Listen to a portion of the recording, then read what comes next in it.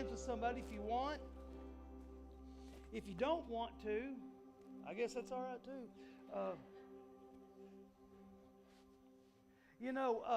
I just, I get so excited about just,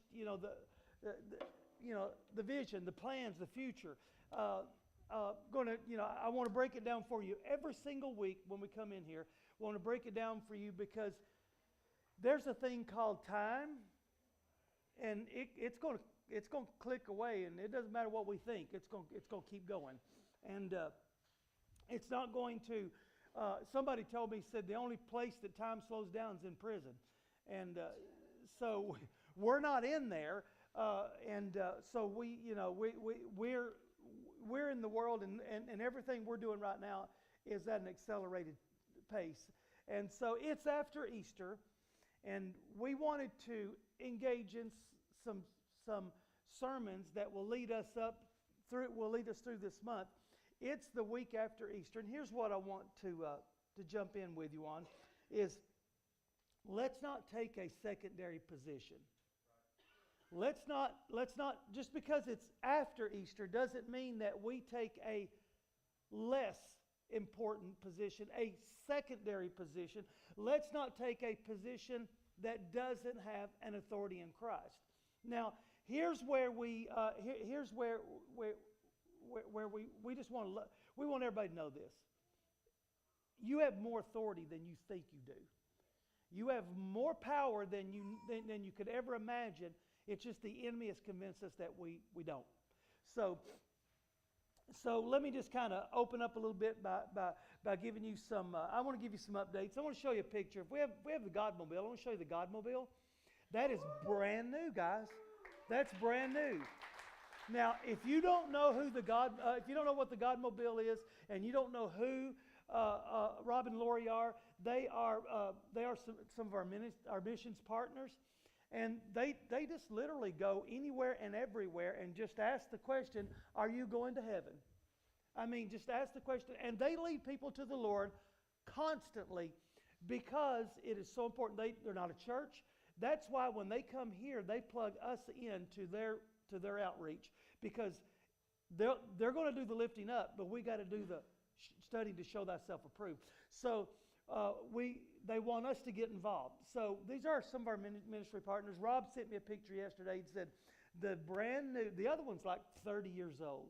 He said we have a brand new. He said, and we'll be ministering in North Georgia this next week or this week or whatever. So we're excited because this is part of our missions budget, goes to them. And we support them. They don't have jobs. This is what they do for a living. And thank you for giving, because it supports the Godmobile and people's lives. There's that old song where somebody dies and goes to heaven, and all these people lined up thanking them.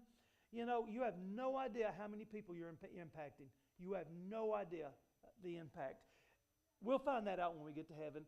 You may say, I didn't even know people in Georgia, but you gave to the Godmobile, and the Godmobile reached people in Georgia. It may just reach some of those people who the world don't want. You know what I mean?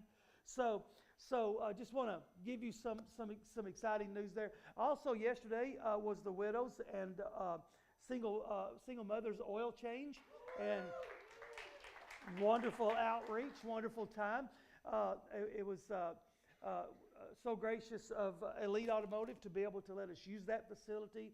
I think, I'm almost positive here, but all the workers came in and said, we're donating our time, and we're going to do this for you're not going to have to pay us.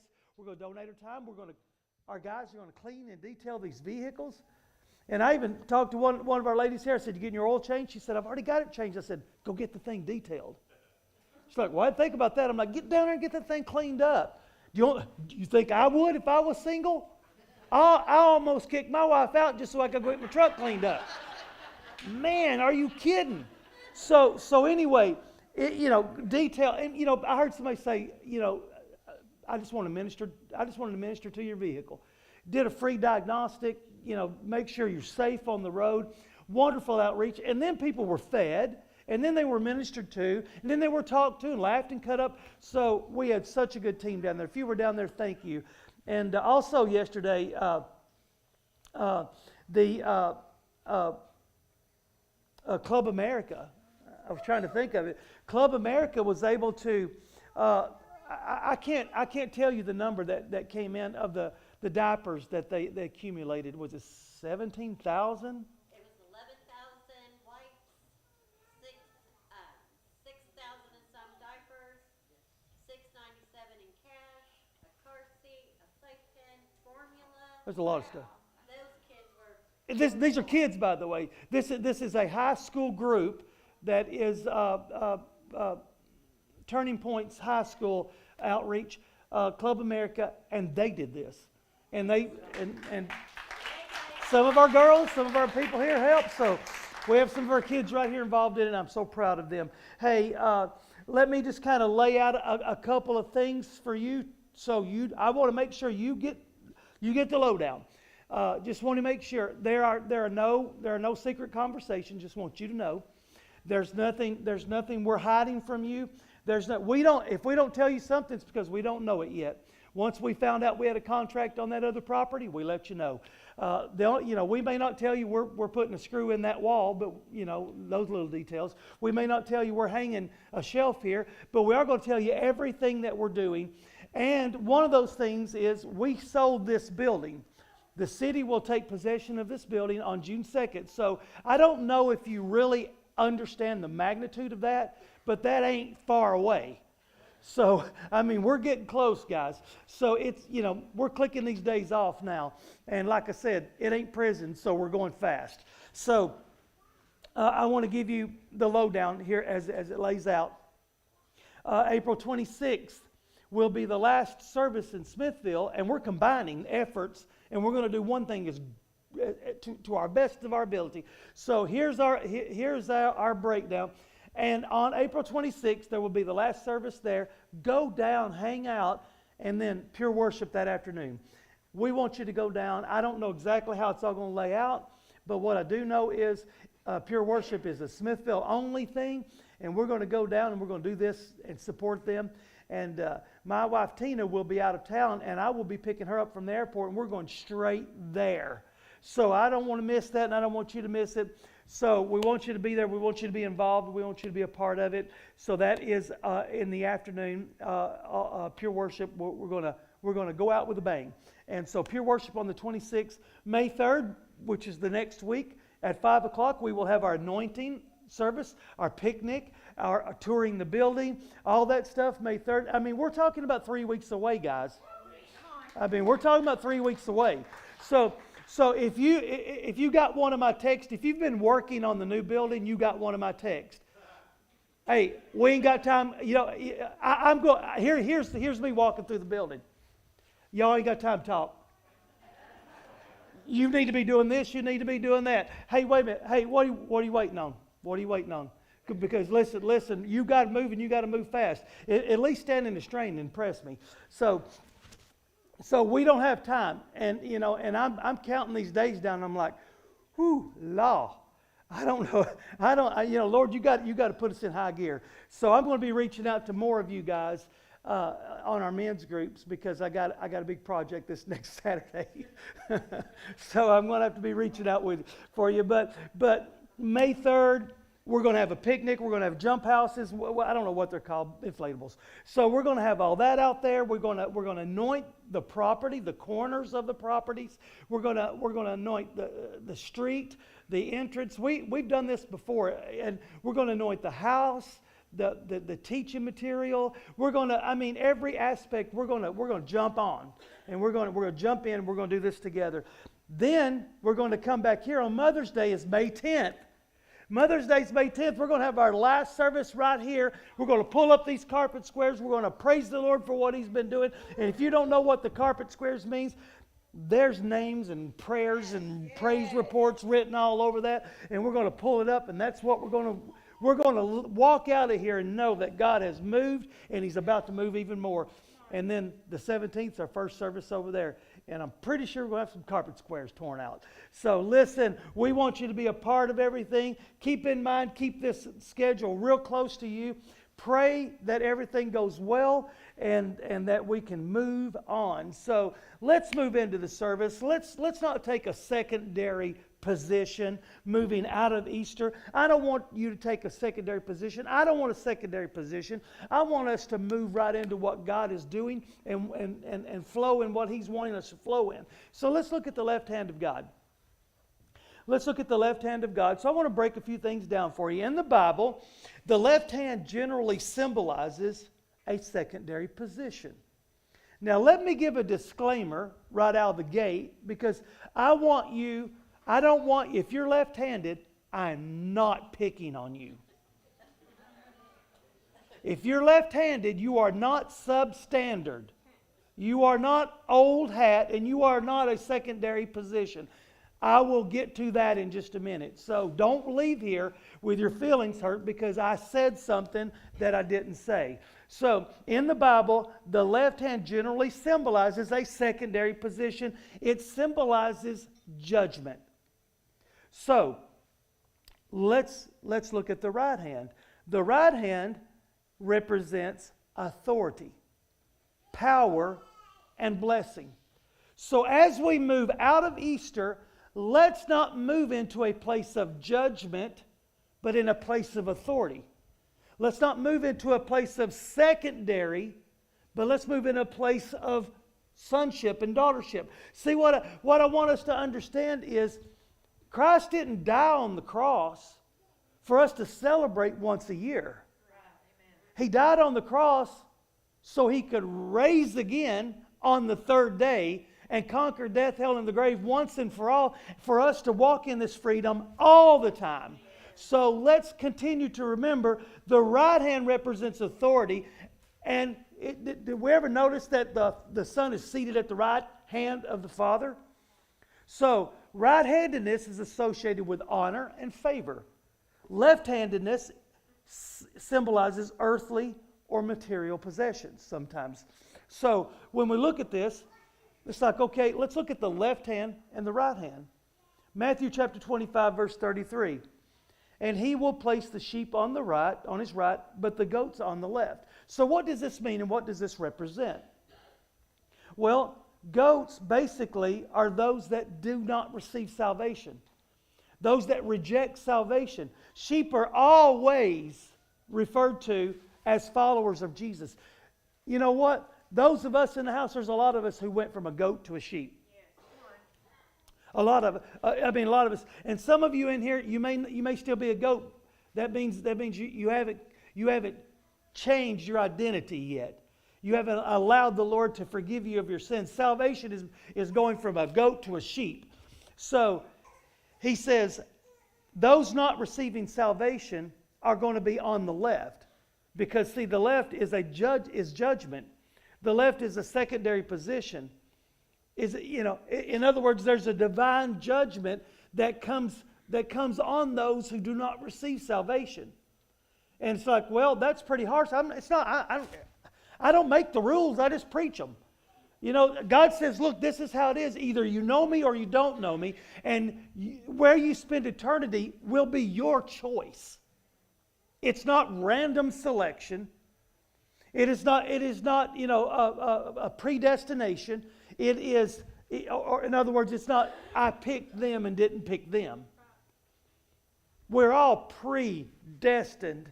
We are pre-designed to know the Lord. Whether we receive that or not, it's up to us. So you have that decision that you can make. So He says, if you don't make that position, you will be on the left hand, the hand of judgment. Now, the right hand is a hand of favor.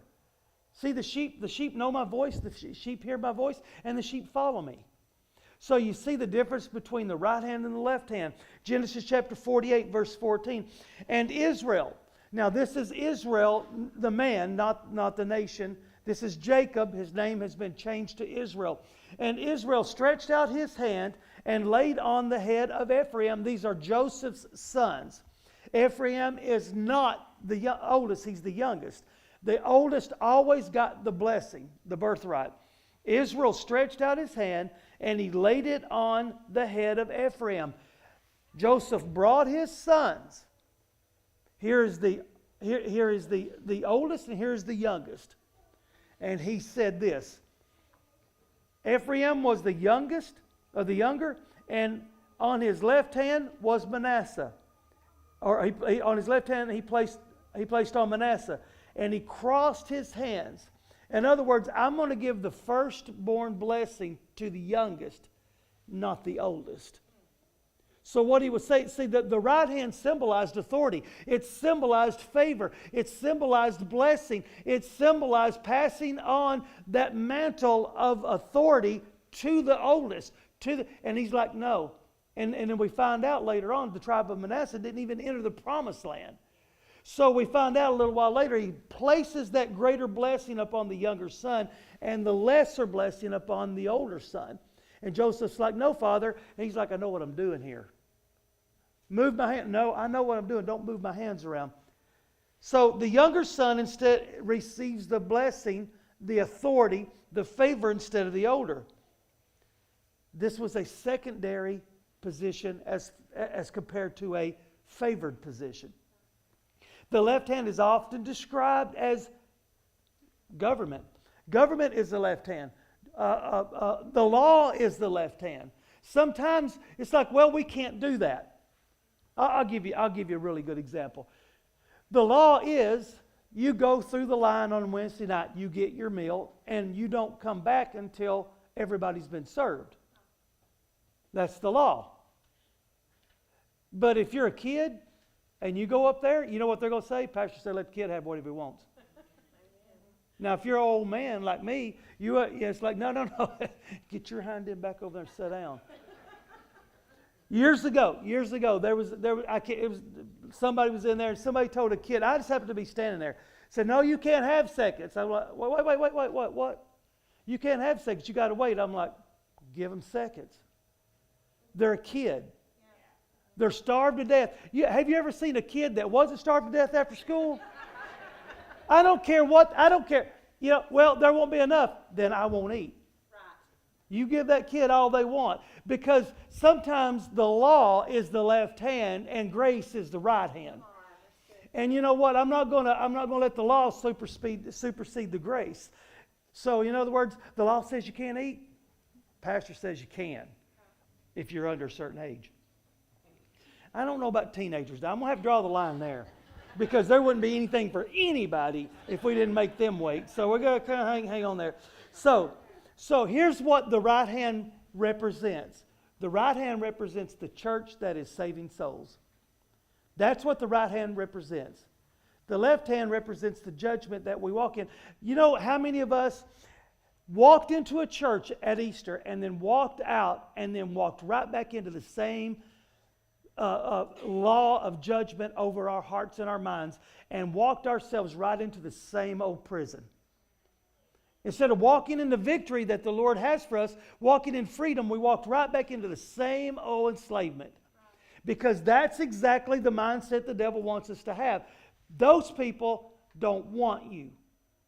You're not included in that group of people. I said here, we were praying here just a little while ago, and everybody here praying, we're all hands-on. These are craftsmen working on the new building. And more of them as well. And I just start crying. I'm like, do you realize what God's done? God has taken a building and put a bunch of rejects over there to build it. And it looks beautiful. It's wonderful. You know what? Here's what's so cool. These same people would have said a few years ago, I'll never step foot in one of those churches in my life. Bunch of judgmental freaks. All they're going to do is judge people. You know what? All they want to do is talk about me. You know, and now you're sitting there saying, it ain't like that. You know what? It's real. God is real. And you know what? People are going to chase after the Jesus or not chase after the Jesus they see in us. So let's be very careful. So anyway, let's get back to the left hand. So Proverbs chapter 3, verse 16. Long life is in her right hand. Now we're talking about wisdom. And in her left hand are riches and honor. So wisdom has a gender. Wisdom is always referred to as her. So long life is in her right hand, and the left hand are riches and honor. And you say, well, that's pretty cool. That's pretty cool. But let me show you the lesser blessing.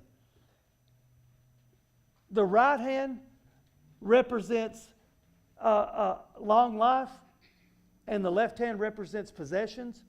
Possessions are not the greater blessing. A good, healthy, long life is the greater blessing. The one that impacts people. See, in her right hand is long life. That is honor. That is power. That is a good name is rather to be had than great riches. In the left hand is good things, riches. But it's not better than the greater blessing. Matthew chapter 6, verse 3. But when you give, now this is talking about giving. This is talking about giving, not taking, not receiving, but giving. When you give to the needy, now this is, let's just say money. When you give to the needy, do not let your left hand know what your right hand is doing. See, because they are contrast to one another is the reason. So in other words, don't let the left hand know what the right hand is doing, because the left hand mentality speaks out of a place of judgment. The left hand mentality speaks out of a place of judgment. The right hand mentality speaks out of a place of grace. The left hand mentality will say, you can't do that. You can't afford that. You won't have enough. The right hand speaks out of grace. Because when we're talking about giving, let's not let the left hand know what the right hand is doing. In other words, it symbolizes there needs to be a secrecy. There needs to be a secrecy where the left hand is concerned. In other words, if someone is walking in just constant judgment of everybody, I'm probably going to keep things from that person. But if they're walking in full grace in everything that they do, I'm probably going to tell them as much as I can so they can be praying over these people. Right. You know, it's like, well, this person got in trouble. Let's just say they got in trouble and something happened and nobody needs to know about it. I'm going to try to let this person know to pray for them, but this person will keep it secret. I'm not going to let the left hand know what the right hand is doing, because the right hand operates in grace, the left hand operates in judgment. This is like little New York anymore. You ever notice that? Yeah. It's like, seriously, it's like, it must be bad. I mean, it gets bad. But anyway, and I would say something right there. I just got to say this. There was a body discovered in White County last week. Yeah. One of our church attendees found that body. So in case you didn't know, I'm not going to say any more than that. And I'm like, oh man, are you kidding? So it's like everybody's talking about it. Walked up on him and found it. So anyway, he didn't find it in his freezer or anything. So I just want to make sure you know that part. So that's very, very important. You know, you didn't find the body in your freezer. So, or your friend's freezer. So for that matter, but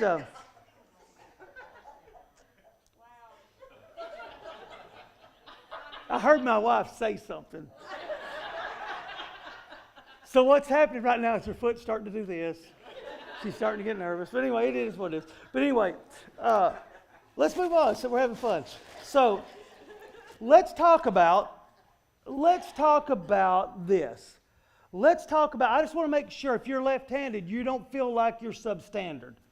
Well, he's talking about, boy, I tell you what, I ain't going back to that church anymore because I'm left-handed. Let's talk about the power in the left hand.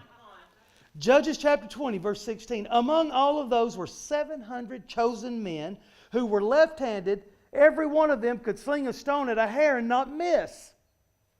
I want you to know that even the best of us in this house can shoot a bullet through a scope and not hit a hair half the time. So you say, oh, I could. Oh, you know, you can't. Not every time. You're not that good. You think you are. But the deer is this big. His mass is this big. You can't miss it, right? But try to hit one hair on him every single time. This is how good these left-handed warriors were. 1 Chronicles chapter 12, verse 2. Warriors. These are the same warriors that could use either the right hand or the left hand and sling stones or shoot arrows. These are SEAL Team 6 guys. These are the best of the best. So in other words, the word makes sure that we see that it doesn't matter what hand you are. It matters what mentality you are. Yeah, so, Let's talk about one of these guys who was left-handed. And we're going to jump in here and look at this. We're going to move on. Judges chapter 3, verse 15 and 16. If you skip over the book of Judges, you're doing yourself an injustice, because it's like short stories of the judges that God placed over to lead Israel, and some of them are jacked up and some of them are awesome. But God chose these people, and let's look at this one guy. Then the people of Israel cried out to the Lord, and the Lord raised up for them a deliverer, and his name was Ehud. He was the son of Gerah, the Benjaminite. He was a left-handed man. And the people of Israel sent tribute to him, by him, to Eglon, the king of Moab. Let's break this down just a minute. Moab is the enemy. And Moab has basically authority. Pretty much he has overthrown Israel because they're so wicked. God just gave them over to their enemies, and for 18 years they've been ruling over them. So they've been oppressing them. Can't do anything. Can't walk outside. Can't marry your wife, unless or should already be married to your wife. Can't marry your future wife unless they say you can. Just all these kinds of things. So God raised them up a deliverer after 18 years, and Ehud made for himself a sword with two edges. Here's the thing: when you're being oppressed by another government, by another kingdom, and you're under their rule, they're going to occupy all of your towns, all of your cities. Israel does not have their own blacksmiths. The only way that you could you had to go to the Moabite blacksmith to get your hoe sharpened or something like that, but you're not getting a sword. So there's not going to be a rebellion raising up. So in other words, they don't even have their own blacksmith. But what Ehud does is makes a sword himself, makes his own sword, and he makes it with two edges. That's very important. It's two-edged. And it was about 18 inches in length, and he bound it on his right thigh under his clothes. So in other words, he was left-handed, and he put it over here. So in other words, if you're going to draw your sword, you're going to draw it from the opposite side. You're not going to draw your sword because it's not like the old West, not like a pistol. So you can't pull it up out of here and get it out. You have to pull it from this direction. So he had to bind it over on this side. And he presented, and Ehud made for himself a sword. In verse 17, and he presented the tribute to the Eglon the king. In other words, the people are scared to death, and we want to pay the king just basically to feed his ego. Now, you're our leader, Ehud. We want you to take all of this wealth and give it to him so he could treat us even worse. So Ehud presented the tribute to Eglon, the king of Moab. Now, Eglon was a very fat man, the word says. And when Ehud had finished presenting the tribute, in other words, he brings all this stuff, and he sent away the people who carried it. It was so much they had to carry it in. He dismisses them, but he himself turned back to the idols near Gilgal and said, see, this is a pagan place, and he said, I have a secret message for you, O king. And he commanded silence, the king did, and all of his attendants went out from his presence. Verse 20, and Ehud came to him as he was sitting alone in the cool of his roof chamber. He don't realize that they're about to pull the plug. And Ehud said, I have a message from God for you. And he arose from his seat, and Ehud reached out his left hand, and he took the sword from his right thigh, because they checked him, and they didn't think it would be left-handed. And when they checked him, there was nothing on his left side. So he snuck this thing in on his right side, and he thrust it into the belly of this king. And the hilt, the back of it, went so far in after the blade, the fat closed over the blade, for he did not pull the sword back out. He just left it there, and the dung came out. So in other words, he stabbed him right through his intestines. Then Ehud went out to the porch, and he closed the doors of the roof of the chamber and locked them behind him. Now this dude's cool. This dude is cool. I just walk right out, lock the doors, mind my own business. And when he had gone, the servants came, and when they saw the door was locked to the roof of the chamber, they thought, surely the king is relieving himself in the closet of the cool of the chamber. In other words, he's gone to the bathroom. and they waited until they were embarrassed. In other words, I'm embarrassed to have to go in there. The king's a pretty good sized dude. Does he need help or something? You know, it's going to be embarrassing. And we've waited too long, and they went in and got a key, opened the door, and there they found their lord, or the king, dead on the floor. Ehud escaped and delayed. Because they delayed, Ehud escaped. And he passed beyond the idols and escaped to Sarah. Okay, so notice something in verse 15. He was left-handed. The word tells us that he was left-handed. In verse 16, he strapped the sword to his right side. So in other words, he tricked everybody. Nobody's expecting a left-handed dude to come walking up in there with a sword. They're especially not expecting the oppressed to come in there with an attack mindset. So this is the tactic of the left of him using his left hand. He reached across his body in verse 21 and he stabbed the king. In other words, I'm going to make sure that I take care of the problem that is oppressing us. Now, this king Eglon went to other enemies of Israel and said, team up with me because I'm going to attack them and I'm going to take over and I'm going to take over their entire nation. I'm going to oppress them, and did this for 18 years. You know, after a while it's like, look, you know, you get tired of asking if you can go to the bathroom. You get tired of asking if you can plant a garden. You get tired of asking if you get tired of the oppression. You get tired of the slavery. You get tired of the bondage. So you get tired of it. And Ehud, remember, God raised up a deliverer. And Ehud took care of the problem. Now, with that mentality, let's move this conversation forward.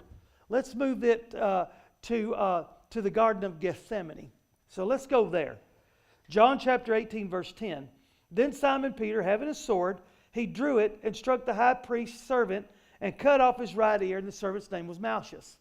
Okay, so let's look at this just a second. So we've got Peter acting in judgment.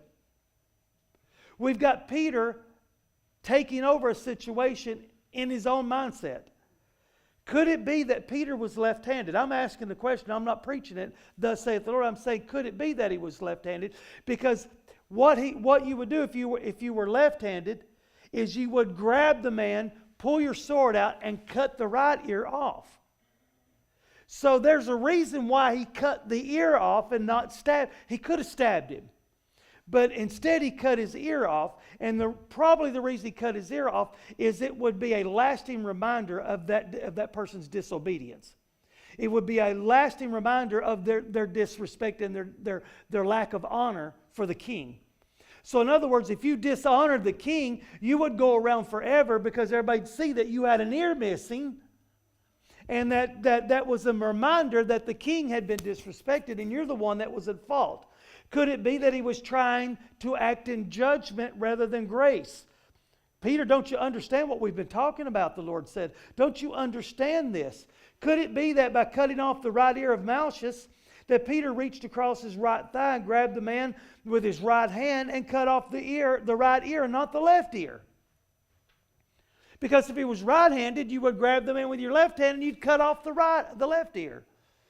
But there's a symbolization also with the right ear. The right ear, when they would take slaves, they would press a rod through the right ear, which symbolized that person was a slave to that person. So there's a lot of symbolism here, and Peter's making sure that he's cutting off the right ear. Was he acting out of a place of judgment, or was he acting out of a place of grace? We'll find that out in a minute. But the word Malchus means this. It means king, or counselor, or my kingdom. So that's what the word means. So that's what the name means. So in other words, I am letting you know that your kingdom is substandard to the Lord's kingdom. Which, that's good. That's a good mentality. But you can't force people to know Jesus. I mean, I wish I could, but I can't. I can't force people to know Jesus. So I can't force you. I can't cut off your ear and make you serve the Lord. And somebody, and I asked this question, and other people may ask this question, why does this guy specifically get mentioned? And after diving and diving and diving as deep as I could go, all I could ever find was that more than likely this guy came to know the Lord later, because it would be like he cut the ear off of that woman, but then when that woman gets saved and becomes a part of the relationship and the fellowship of the Lord, well, he cut the ear off of Tina's ear, you know. So the thing is the Lord picked it up and put it back on. And somebody asked me, somebody said, do you think he touched it and it grew a new ear? Or do you think he picked it up and put it back on? And I said, well, I don't really know. I just know it was fixed. So the Lord fixed the ear. So you don't have to walk around looking like the person who disrespected the king, the person who acted out of, who was a recipient of judgment. So notice something with me. This is so cool. The final healing miracle that Jesus performed was to reattach the ear of a traumatized guy who was just there. So you know what I think? I think Peter chose the guy who couldn't fight back. He didn't choose the guy with the pitchfork, or the blade, or the torch. He picked the guy that couldn't fight back. In other words, God made sure Malchus was the one whose ear got cut off, because probably he's going to come right on in and be led into this fellowship of believers. But Peter acted in the left hand of judgment. So let's land the plane here and show you what I'm talking about. So we're about finished. Jesus acted in the right hand of grace. Even in the threat of arrest, knowing what he's about to walk into, knowing that he's about to be crucified, nailed on a cross, they say that it was so horrendous that they made sure that they displayed it all. It was so horrendous and such a terrible death that you would slowly smother to death. I mean, smothering somebody, you know, in a minute or two is one thing, but slowly smothering to death over hours and hours and hours, and the pain and the embarrassment and the shame of it, it scared people to death. So Peter acted in judgment, but yet Jesus acts in grace, even though he knows what he's getting ready to do, what awaits him. So Peter judged the situation and operated out of a place of flesh rather than a place of reasoning. Sometimes we operate out of a place of flesh. Sometimes we operate out of a place of unforgiveness. Sometimes we operate out of a place of, well, that's who that person used to be. Now think about that. I mean, Tina and I have been ministering in this town for 35 years. And there's not many of them left, but there's still a lot of people that way. Well, I still remember who he used to be. Weird. You never had one of those things called past, apparently, but I did. Apparently I'm the only one who had one. So the thing is you know, we have a past, but yet we act out of a place of judgment and place judgment on the fact that that person cannot be saved by the Lord, cannot walk in forgiveness because I know who they used to be. Well, you just placed yourself as God. You just placed yourself in the place of God and took God out of the equation, because you just said, I know what I can do, and I know who that person is, and I know what God can't do. God can't forgive that person. You just messed up. See, Peter wanted to remove the enemy threat. Do you know who removed the enemy threat in the Old Testament? Ehud. He removed the enemy threat. But this is not the Old Testament, Peter. And this is not how we act, Peter. Let's look at it. Luke chapter 22, verse 51. But Jesus said, no more of this, stop. And he touched his ear and he healed him. Let's just stop. Let's stop. We can't act this way anymore. So his last act of healing was to heal this man who was there to attack him.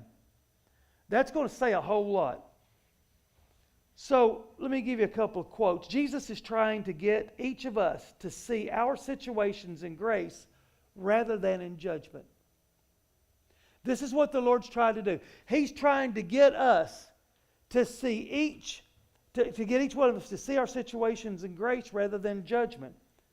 Maybe the answer isn't to cut away from what threatens, but maybe it's to attach to what remains. See, here's what we're built for. We're built for fight or for flight. And the first thing we want to do when it doesn't go exactly our way is we want to fly. In other words, Easter, man, Easter's great. Everybody goes to church at Easter. I'm going to show up at Easter. It's good. Well, the worship was real good, you know, and the preacher, he looked good in that outfit he had on, you know, and he's the best preacher I ever heard. And you know, and you know what? But I'm done.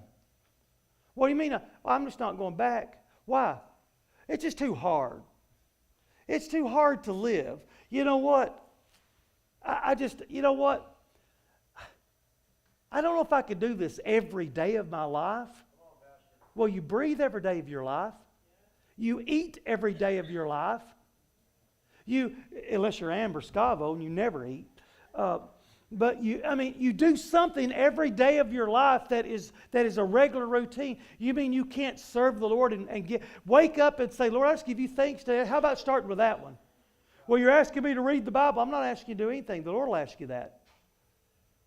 So you're saying that you would rather cut away from the Lord rather than press in to the Lord. You would rather use your own judgment and say, I can't do this, as opposed to walking with the Lord and saying, you know what, this is great. I'm going to walk with Him.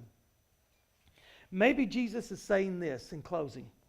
Stop acting out of emotion, start acting in grace. Stop acting out of emotion. If we'll start walking in grace, we'll start acting out of grace.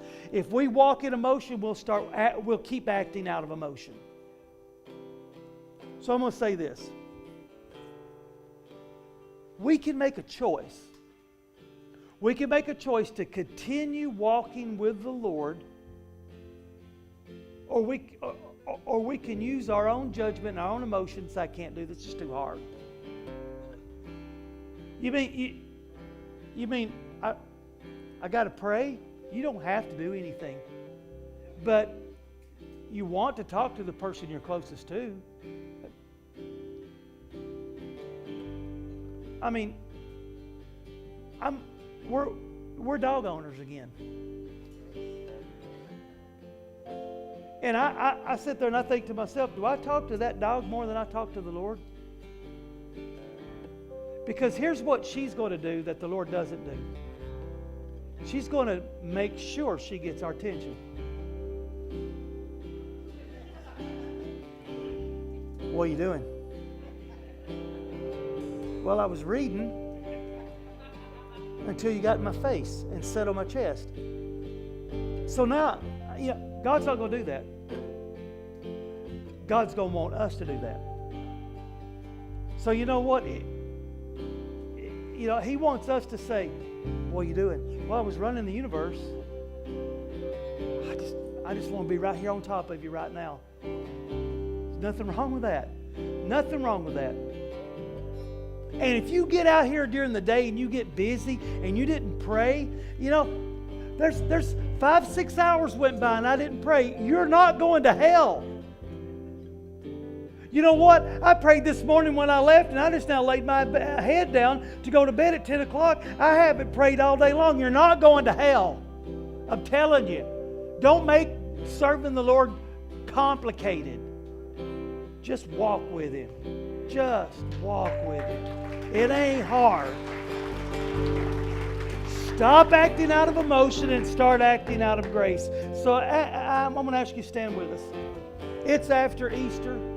And I don't know of a better time to walk with the Lord. I don't know a better time to press in with the Lord. I don't know a better time to say, I am all in with Jesus.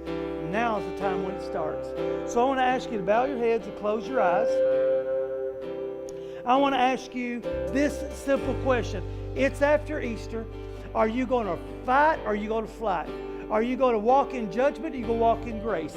It's after Easter. Are you the left hand or are you the right hand? Are you the goat or are you the sheep? Because I want you to know this. It is important how God sees you is very important. It's way more important than how you see God. Because how He sees you determines where you spend eternity. How you see Him determines the power you walk in here. So let's make sure He sees us as a sheep and not a goat. So I want to ask you to pray a prayer with me out loud. And let's just pray it like this. Follow after me. Dear Jesus, I do realize this, that it's after Easter, but you're still risen. You're still God. You're still King. And you want to run my life. You want to be head of operations. And I want to let you do that. So I'm going to ask you into my heart. I invite you into my heart, Lord, to be my King, to be my Lord, to be my Savior, to watch over me, to guide me. Forgive me of my sins, Lord. I repent of my sins. I receive your free gift of grace and salvation. In your name I pray. With your heads bowed and your